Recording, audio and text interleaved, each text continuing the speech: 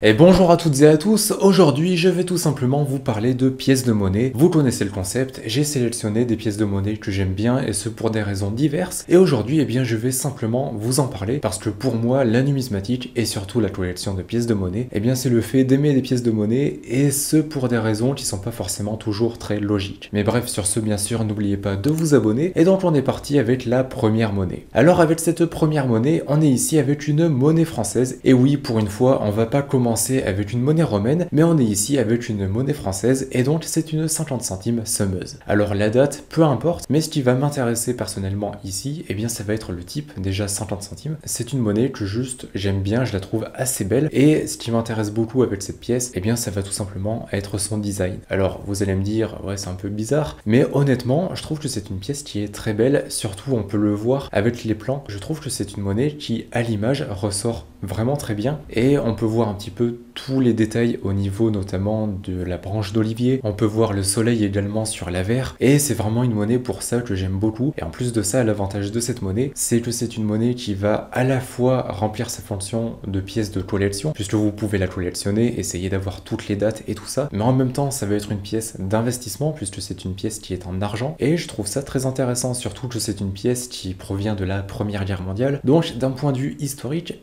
c'est quand même pas si mal. Mais une nouvelle fois, ce que j'aime le plus sur cette pièce, c'est tout simplement son design et je trouve que c'est vraiment une pièce qui est magnifique à regarder en vidéo. Mais donc maintenant, on va passer sur une autre pièce de monnaie et on va passer ici avec une monnaie royale et surtout une monnaie royale en or. C'est donc un louis d'or et ici un louis d'or de 1693 atelier A, donc pour la ville de Paris. Et c'est une monnaie, bon, je pense que tout le monde aime bien les louis d'or, mais personnellement c'est une pièce qui me tient beaucoup à cœur parce que on a tous déjà entendu parler des louis d'or et c'est une monnaie qui va être assez mythique en France. C'est quand même après un synonyme de trésor et tout ça. Et c'est pour ça, c'est une monnaie qui m'a toujours intéressé, même si c'est pas du tout les monnaies que je collectionne. Et donc là, il y a pas très longtemps, j'ai eu l'occasion d'en acheter une. Donc autant dire que j'ai sauté sur l'occasion, surtout que c'est une pièce de Louis XIV. Louis XIV qui est quand même le roi le plus emblématique de la France. Et honnêtement, s'il n'y avait pas eu Louis XIV, on n'aurait pas le rayonnement que la France a aujourd'hui. Parce que la France, elle est connue pour Paris, elle est connue pour Versailles. S'il n'y avait pas le château de Versailles, Versailles ne serait pas autant connu. Donc voilà, c'est une monnaie qui symbolise un petit peu tout ça et c'est pour ça que c'est une pièce que j'aime énormément. Après, juste pour faire sa description rapidement, c'est donc une pièce évidemment qui est en or et surtout c'est une monnaie qui fait 24,5 mm de diamètre pour 6,68 grammes. Également sur l'avers, vous pouvez voir la tête laurée de Louis XIV et sur le revers, vous pouvez voir 4 ailes qui sont accostées à chaque fois de lys.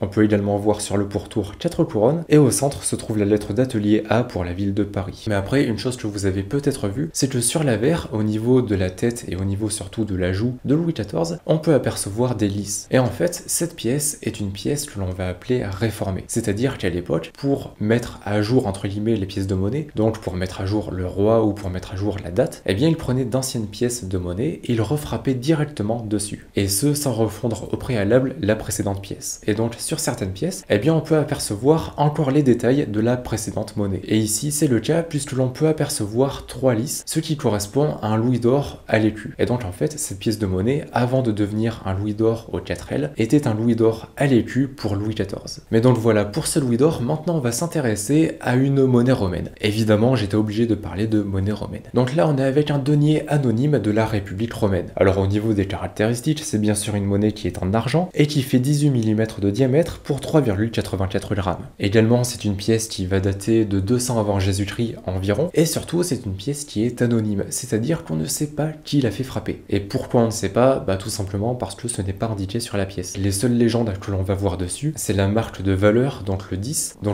en chiffre romain bien entendu, qui indique que c'est une pièce qui vaut 10 as, puisqu'à l'époque les deniers valaient 10 as, et sur le revers on va juste avoir marqué Roma, donc pour la ville de Rome. Mais après, ce que j'aime beaucoup avec cette pièce de monnaie, évidemment c'est pas le fait qu'elle soit anonyme, mais c'est juste le fait que ce soit une monnaie de la République romaine, et surtout que ce soit un denier, parce que c'est l'une des pièces, je pense, les plus emblématiques de la Rome antique, et surtout de la République romaine, parce que ce sont des pièces que l'on voit partout en illustration, enfin ou du moins quand on s'intéresse un petit peu à la Rome antique, et la description évidemment y joue quand même pas mal, parce que sur l'avers vous allez avoir la tête casquée de Rome, donc Rome évidemment la déesse romaine, et qui représentait donc Rome, et sur le revers vous pouvez voir les dioscures, Castor et Pollux, et également ici ce sont de grands grands personnages qui font partie de la mythologie. Et donc tout ça apporte certains symboles de Rome, et c'est pour ça que j'aime beaucoup cette pièce de monnaie, parce qu'il va énormément symboliser l'époque romaine et surtout une nouvelle fois la République romaine. Et puis aussi le petit avantage de cette pièce, c'est que sur le revers vous pouvez voir sous les Dioscures une tête féminine. Alors on n'a pas énormément d'idées sur qui ça pourrait être ni pourquoi cette tête est là, mais par contre ça ajoute de la rareté à cette pièce puisqu'elle est classée en R2 grâce à ça. Donc voilà, c'est un petit bonus en plus, mais ça ajoute toujours un petit côté intéressant à cette pièce. Mais bref, on passe donc maintenant à la prochaine monnaie qui est ici un Dupondius de Titus. Et ce qui m'intéresse personnellement ici, ça va être l'empereur, donc Titus. Déjà Titus, c'est un empereur qui est considéré comme étant l'un des meilleurs empereurs romains, tout simplement parce qu'il faisait énormément de fêtes pour les Romains. Il a fait notamment de grands jeux lorsque le Colisée a été achevé, mais surtout en dehors des jeux, il faisait énormément pour le peuple de manière générale. Il a énormément accompagné le peuple lorsqu'il y a eu toutes les périodes de peste. Il a également accompagné le peuple lorsqu'il y avait les incendies à Rome, et donc de manière générale c'était un empereur quand même très vertueux et surtout qui travaillait énormément pour le bien-être du peuple. Et on va pas se mentir, ça n'a pas été le cas de tous les empereurs romains, et donc c'est pour ça que Titus va quand même pas mal contraster avec les autres empereurs, pas tous bien entendu, mais une bonne majorité, et c'est pour ça que j'aime beaucoup